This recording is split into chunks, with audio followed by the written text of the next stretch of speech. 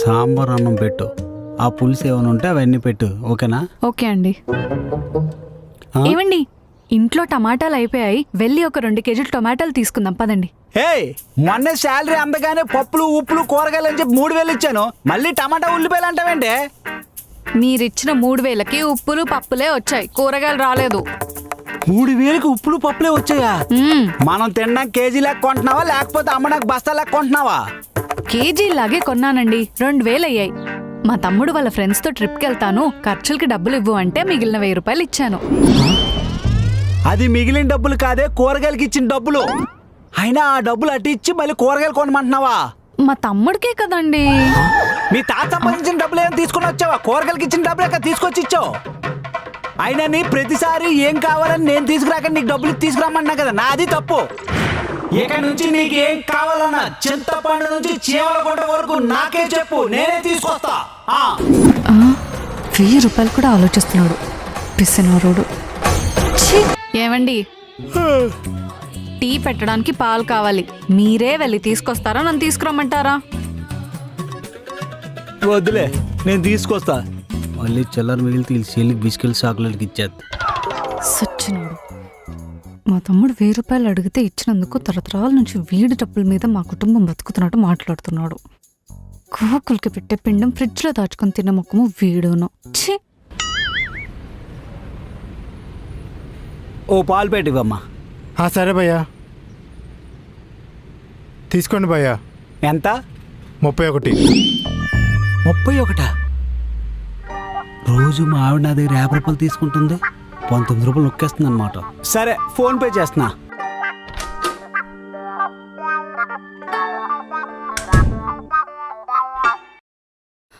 వచ్చేసారా, నేను వెళ్ళి టీ పెట్టి తీసుకొస్తా. ఇప్పుడు అర్థమైంది, మొన్న పెళ్లిలో మీ అమ్మ నెక్లెస్ వేసుకొని తెగ తిరిగేస్తుంది కదా, అది ఎక్కడి నుంచి వచ్చిందో ఇప్పుడు క్లియర్గా అర్థమైంది నాకు. ఏంటండి? రోజు పాలుపేట అని చెప్పి 50 రూపాయలు తీసుకెళ్తున్నావు, అది 31 రూపాయే, అందులో 19 రూపాయలు మిగులుతుంది.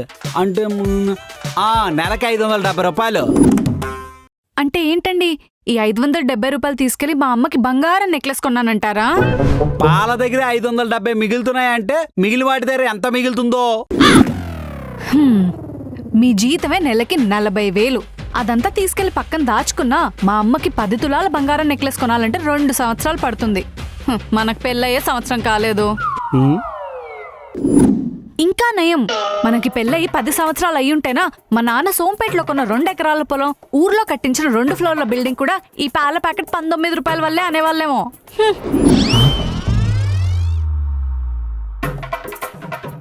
ఏదైనా సరే, ఇక నుంచి నాకు క్లియర్గా అర్థమైంది, ఇంట్లో కావాల్సిన అగ్గిపెట్టు కూడా నేనే తీసుకొస్తాను. నీ పిల్లనైన పాపానికి 19 రూపాయలు దొంగం చేసావు కదరా, చెప్తాను పని. ప్రశాంతంగా రీల్స్ చూసుకోవడానికి భూమి మీద ఎంతకన్నా ప్రశాంతమైన ప్లేస్ ఇంకోటి ఉండదబ్బా.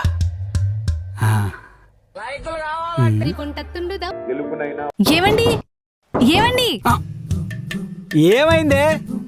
అర్జెంటుగా చింతపండు కావాలి. పోసే, నేనున్న పరిస్థితి నువ్వు చెప్తున్న పనేంటే? మీరున్న పరిస్థితి మీకు తెలుసు, నాకు తెలుసు, పొయ్యి మీద ఉన్న పప్పుకు తెలియదు కదా.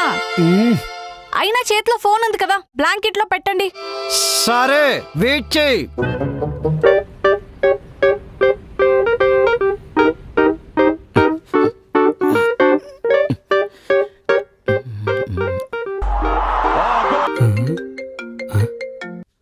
హలో హలో సార్, బ్లాంకెట్ నుంచి.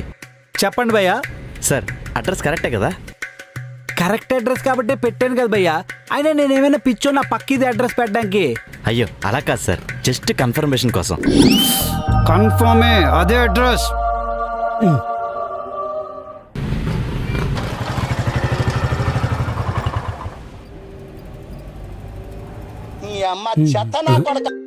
ఈడేంటి మళ్ళీ కాల్ చేస్తున్నాడు? హలో సార్, ఇక్కడ సూపర్ మార్కెట్ ఉంది సార్, అక్కడ నుంచి లెఫ్టే కదా? మ్యాప్లో ఏం చూపిస్తుంది? లెఫ్టే చూపిస్తుంది సార్. మరి లెఫ్ట్ చూపిస్తే మళ్ళీ దానికి ఎందుకు కాల్ చేయాలా? అంటే జస్ట్ కన్ఫర్మేషన్ కోసం సార్. కన్ఫర్మే, లెఫ్ట్ తీసుకుని రాబయ్యా. సరే. ఈ అబ్బా బాతులు కూడా ప్రశాంతంగా ఉండవట్లేదు.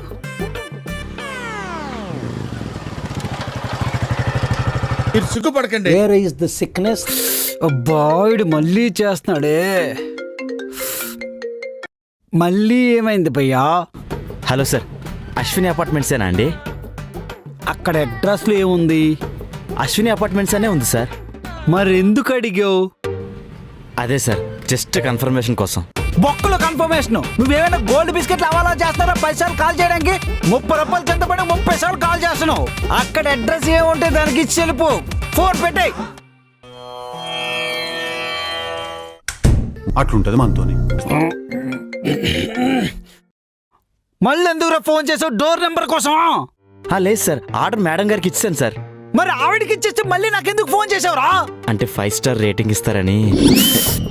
ఎవరికి? నీకే చింత పండుగ? నాకే సార్.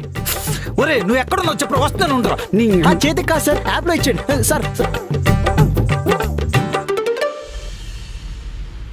ప్రాజెక్ట్ ఆల్మోస్ట్ కంప్లీట్ అయిపోయింది. మెయిల్స్ అన్ని మీకు పెట్టాను. సో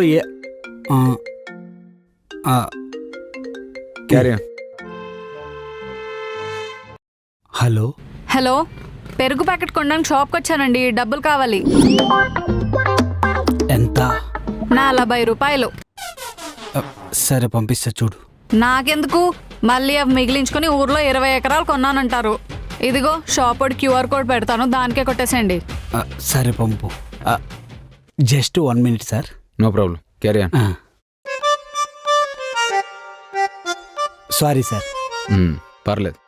ఇప్పుడు ప్రాజెక్ట్లో ఎక్కడెక్కడ ఇష్యూస్ ఉన్నాయో అవన్నీ మనం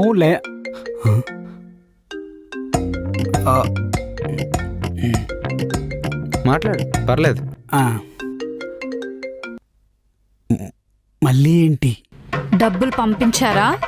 పంపించాను కదా. మరి స్క్రీన్ షాట్ తీసి నాకు పంపండి. షాప్ వాడికి చూపించాలి కదా. Sir just 1 minute. Sorry sir. మన ప్రాజెక్ట్ కోడింగ్లో ఏవైతే ప్రాబ్లమ్స్ ఉన్నాయో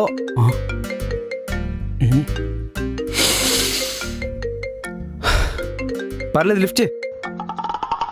హలో, పెరుగు ప్యాకెట్ ఎక్స్పైర్ అయిపోయిందండి, రిటర్న్ ఇచ్చేసాను.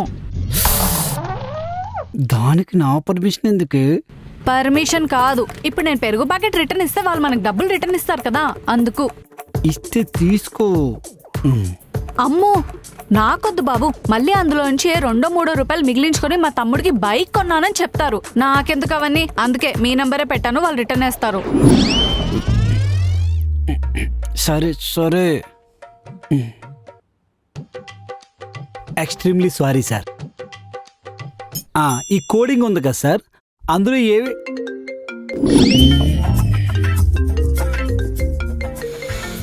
కమాల్, ప్రాజెక్ట్ ఇష్యూ తర్వాత చూద్దాం, ముందు నీ ఇష్యూ ఏంటో చూడు. మీటింగ్ రేపు పెట్టుకుందాం. సార్.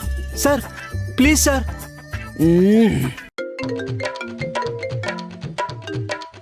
హలో, డబ్బులు వచ్చాయా? వచ్చాయా లేదో చూసి కన్ఫర్మేషన్ చెప్పండి. లేదంటే ఆ 40 రూపాయలు నేను ఉంచేసుకుని మా నాన్నకి బెంజ్ కార్ కొన్నానని చెప్తారు.